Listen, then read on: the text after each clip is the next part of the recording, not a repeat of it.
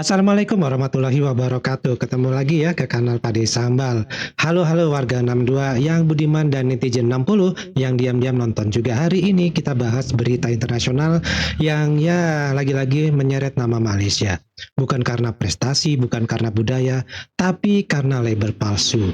Yes, barang dari Cina dijual ke Amerika, tapi stiker di kardusnya bilang Made in Malaysia. Wow, strategi ngibel internasional level dewa. Tonton videonya.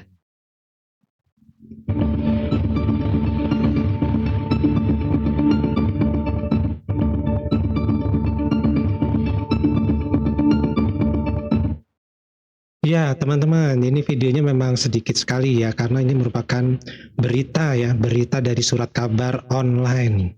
Jadi ceritanya Amerika ini marah nih ke Cina. Tarif barang-barang dari Cina dinaikkan kan sampai 145%. Kayak pacar yang tiba-tiba ngeblok dan bilang, udah cukup, aku capek sama kamu. Sementara barang dari Malaysia masih kena tarif antara 20-25%, alias masih teman tapi mesra di mata Amerika. Nah, disinilah muncul ide jenius non licik dari para peniaga di Cina. Dari para barang kita kena pajak kayak dosa turunan, kenapa nggak kita aku-aku aja dari Malaysia? Tempel stiker Made in Malaysia, beres. Apakah ini salah satu hasil kesepakatan perniagaan antara Cina dan Malaysia saat kunjungan Presiden Cina ke Malaysia? Nah, kita nggak tahu ya. Tapi yang jelas ini adalah ide yang brilian. Jadi, para eksportir yang berasal dari Cina ini akan mengirimkan barangnya ke Malaysia. Kemudian dari Malaysia baru dikirim ke Amerika. Mantap, luar biasa ya. Nah, bayangin aja ya.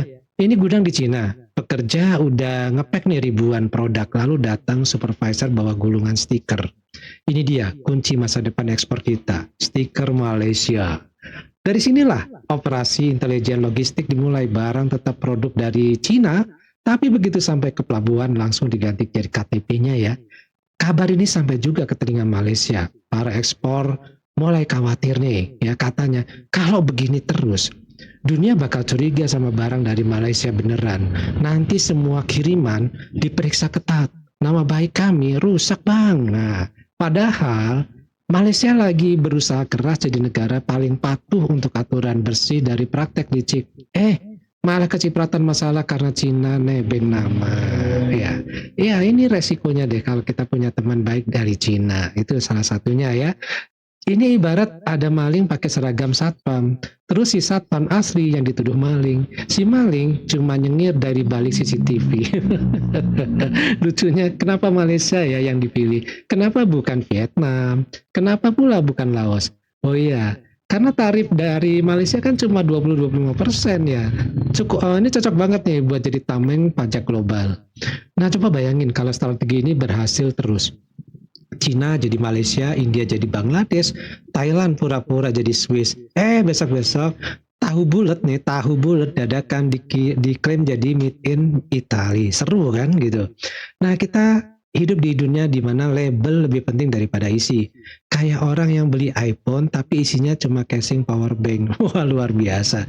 Seperti yang dibongkar oleh Cina bahwa produk-produk yang mahal yang branded di Amerika Serikat ternyata diproduksi di Cina dengan harga yang jauh berbeda. Harga produksi mungkin sekitar 100.000 tetapi dijual puluhan juta di Amerika Serikat. Bahkan ya, ada toko atau mallnya punyanya si Presiden Amerika Serikat, ini pun isinya mayoritas adalah barang-barang buatan Cina ya. Padahal itu adalah produk-produk yang berhubungan dengan Amerika Serikat ya. Nah, Amerika jelas mulai curiga nih. Ini barang milik Malaysia kok rasa-rasanya kayak produk Cina ya. Ada bau-bau Cina begitu. Pasti bongkar invoice dari Guangdong. Nama pengirimnya Zhang Wei. Ini barang kipas angin naga. Wah, kipas angin bau naga maksudnya.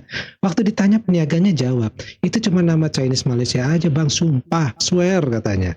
Ini bukan cuma soal perdagangan, ini soal identitas, reputasi, dan kemampuan manusia buat ngibul sistem internasional. Ya, mirip kayak orang yang lagi pura-pura kaya di Instagram. Filternya mewah, padahal makan mie tiap malam ya. Jadi, sobat, Ekspor impor menurut kalian itu gimana ya? Siapa yang salah nih? Cina yang nyamar atau Malaysia yang kecolongan atau sistem dunia yang gampang dibohongi sama label palsu? Nah, kalau kita bisa mengubah nasib cuma modalnya stiker, besok juga kita coba deh ya, KTP-nya ganti jadi warga Skandinavia. Siapa tahu pajaknya jadi lebih rendah, ya. Nah, apakah di sini ada untung ruginya nih apa yang dilakukan oleh Cina terhadap Malaysia? Ya jelas. Jadi bagi Cina sendiri itu ada keuntungannya dengan membuat label Malaysia, yaitu bisa jual produk ke Amerika tanpa kena pajak 145%. Jadi kayak orang masuk bioskop bawa tiket temen ya, aman terkendali. Kemudian volume ekspor tetap jalan, duit tetap ngalir, ekonomi ini tetap tumbuh ya, meski caranya ya gitu deh, ngeles level dunia. Nah, kerugiannya apa nih buat Cina?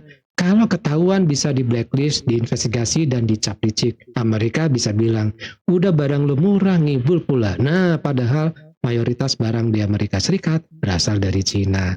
Nah, reputasi makin turun. Bukan cuma jadi negara pabrik, tapi juga negara tukang ganti label. Ya, capnya nanti ganti begitu. Besok-besok pas ekspor, semua barang harus dites DNA dulu. Beneran anak siapa nih?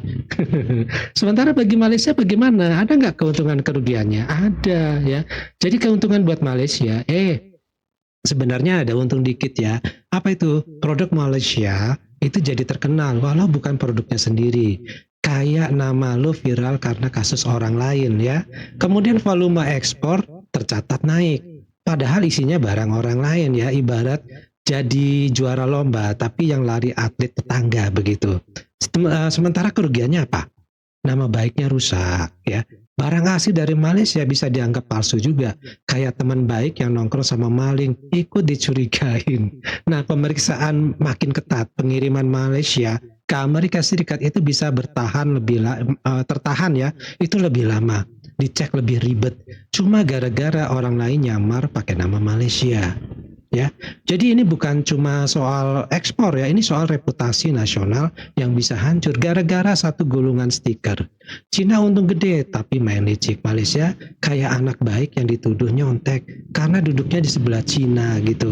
Ya memang inilah resikonya. Namanya duduk bersebelahan ya, seperti yang dipertunjukkan kemarin di mana Presiden Cina datang ke Malaysia. Artinya mereka kan memang duduk sama, berdekatan begitu. Ya efeknya ada memang seperti ini. Gimana nih menurut teman-teman? Tulis ya di kolom komentar. Daripada cukup dulu. Kita ketemu lagi di video yang lainnya. Wassalamualaikum warahmatullahi wabarakatuh. Salam.